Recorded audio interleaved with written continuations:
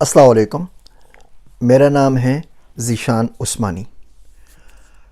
आज मेरा विज़िट हुआ एक अमेरिका में एनिमल फार्म का। तो वो ह्यूमन सोसाइटी ने बनाया था, तो मेरे पास कुछ टाइम था, तो मैंने सोचा कि मैं जाके देखता हूँ। जो कुछ सीखा, इस वीडियो का मकसद ये है वो आपसे शेयर कर लूँ। जब फार्म में हम गए तो वहाँ पे भांत भांत के अलग अलग जानवर थे। वहाँ सूअर भी थे, घोड़े भी थे, बकरियाँ भी थीं, मुर्गियाँ भी थीं, कछुआ भी था, चूहे भी थे, कुत्ते भी थे, बिल्ली भी थे।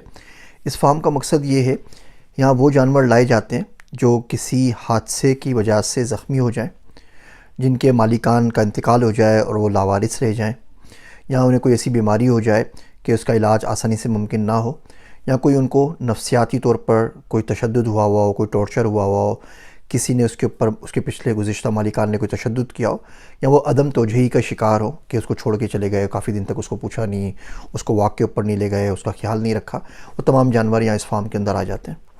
फिर उन लोगों के लिए खोल दिया है, तो जो प्रोसेस होता है पूरा उनका रिकवरी का, आप जाके उसको देख सकते हैं, विटनेस कर सकते हैं कि किस तरह जानवर को खिला रहे हैं, पिला रहे हैं, उनका इलाज कर रहे हैं, उनकी देखभाल कर रहे हैं।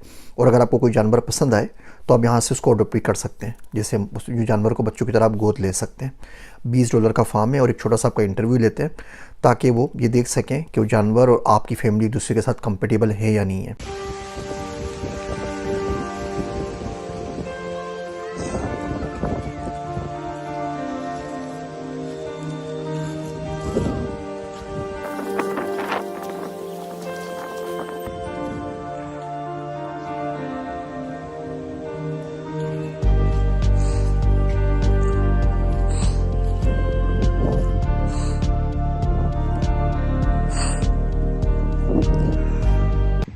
बड़ी बड़ी इंटरेस्टिंग स्टोरी सुनने को मिली। मिसाल के तौर पर एक उनके पास फीमेल डॉग थी, कुतिया थी, और वो उस फैमिली को देना चाह रहे थे जो फैमिली उसको छोड़ कर ना जाए। पूछा कि ये क्या बात हुई, मतलब घर में जानवर को छोड़ के चले जाते हैं, काम के ऊपर बंदे वापस आ जाते हैं। तो उन्होंने बताया कि जिनके गुज़िश्ता मालिक थे वो उसको बेचारी को बंद करके चले जाते थे। एक दिन बंद करने के वो चले गए और कोई 7-8 दिन तक वापस नहीं आए। तो वो दरवाज़े के ऊपर अपनी पॉज से वो उसको मारती रही, तो उसके जितने भी वो नाखून हैं वो सारे के सारे टूट गए और वो उसके पॉज जितने वो खूनम खून हो गए। तो खैर किसी मोहल्ले वाले ने देखा, उसकी जो शोर, उसकी चीखें वगैरह सुनी, पुलिस को इन्फॉर्म किया, पुलिस वाले आए, उसके घर का दरवाज़ा तोड़ा, उसको फीमेल डॉग को वहाँ से रिकवर किया। उसको बहुत मेल नरिश हो चुकी थी, बहुत कमज़ोर हो चुकी थी, उसको खिलाया पिलाया और फार्म हाउस में इनके पास छोड़ दिया। अब वो कहते हैं कि जब भी जैसे दरवाज़ा इसके ऊपर बंद किया जाता है और कमरे में अकेली होती है तो इसको पैनिक अटैक आता है और ये परेशान हो जाती है। तो अब वो ऐसी फैमिली ढूंढ रहे थे कि जो कोई बूढ़ा हो, कोई बच्चा हो, घर में कोई ना कोई हर वक्त मौजूद रहे ताकि उसको जाना ना पड़े। उसके हमने हाथ वगैरह देखे, काफ़ी रिकवर कर गए, लेकिन फिर भी उससे अंदाज़ा हो गया कि बेचारी कितनी तकलीफ़ में रही होगी। जब बंदी हमें बता रही थी उसके बारे में, जो उसकी केयर टेकर है, तो अब यकीन जानिए उसकी दोनों आंखों में आंसू थे और उसे इस तरीके से उसकी स्टोरी सुनाई कि हमारी आंखों में भी आंसू आ गए। खैर हम आगे चले, मुख्तलिफ़ फार्म को देखा, सारे जानवरों को देखा, बहुत सारे जानवर थे, 400-500 जानवर थे। उन लोगों से मिले, किस तरीके से उनकी नशोनुमा करें, देखभाल कर रहे हैं। ये तो बड़ी हमारे लिए हैरानकुन बात थी। लेकिन इससे ज़्यादा अचंभे की जो बात थी, जो इस वीडियो का मकसद है, मैं आपको वो बताता हूँ। हम थोड़ा आगे चले तो कब्रिस्तान बना हुआ था और छोटी छोटी कुछ तस्वीरें मैं आपसे शेयर कर लेता हूँ। छोटे छोटे कुतबे लगे हुए थे। जब जाके देखा तो वहाँ पे बेसिकली वो कुत्ते, बिल्ली, चूहों की कब्रें थीं। तो उन्होंने बोला कि जी ये हमारे पास चूहा आया था और ये हमारे पास गिनी पिग आया था, या ये गुलहरी आई थी हमारे पास और ये मर गई तो हमने यहाँ दफना दिया। तो उसकी अप्रोक्सीमेटली उन्होंने उम्र भी लिखी हुई है कि 4 साल की थी, 3 साल की थी, 15 साल का कुत्ता था।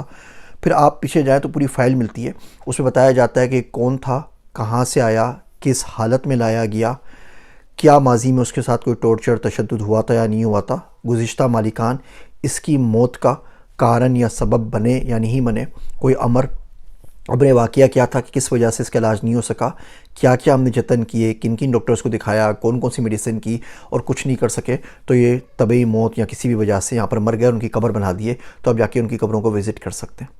खैर वो देख कर हम लोग वापस आ गए, लेकिन यकीन जानिए रास्ते भर और रात भर दिल बहुत दुखी रहा, क्योंकि दिल के सामने, नज़रों के सामने नश्तर अस्पताल की, पाकिस्तान की वो वीडियोज़ और तस्वीरें आ रही थी जो आप सब लोगों ने देखी होंगी कि किस तरह मस्क शुदा लाशें उनकी छतों से मिली हैं। और मैं बड़ा उसके बारे में सोचता रहा। लोग मुझसे पूछते हैं मुझे अमेरिका क्यों पसंद है और मैं अमेरिका की इतनी तारीफ़ क्यों करता हूँ। अब यकीन जानिए, ये तल्ख़ बात मुझे कहने नहीं दीजिए, कि इस मुल्क में सूअर की जो राइट्स हैं ना, हमारे मुल्क में इंसानों के पास भी वो हुकूक मौजूद नहीं है। मैं एक दफ़े फिर कहता हूँ कि इस मुल्क में सूअर के जो राइट्स हैं, हमारे मुल्क में पाकिस्तान में इंसानों के पास भी वो राइट्स मौजूद नहीं हैं। आपको यकीनन ये बात बुरी लगी होगी, आप चाहें तो ब्लॉक कर दीजिए, चाहें तो गालियाँ दे दीजिए, जो चाहे कमेंट्स कर लीजिए, लेकिन आपकी गालियाँ देने से, ब्लॉक करने से हकीकत तब्दील नहीं होगी। कोशिश करें, हम दुनिया में घूमते हैं तो उसका मेन मकसद यही होता है कि दो लोगों की अच्छी चीज़ों से कुछ सीख सकें किस तरीके से जानवरों को रखा जाता है। और जिसकी बात हो रही थी फीमेल डॉग की, कुतिया की, कि उसको उसके मालिकान घर में बंद करके चले गए और वो पैनिक अटैक आता है, वो परेशान हो जाती है।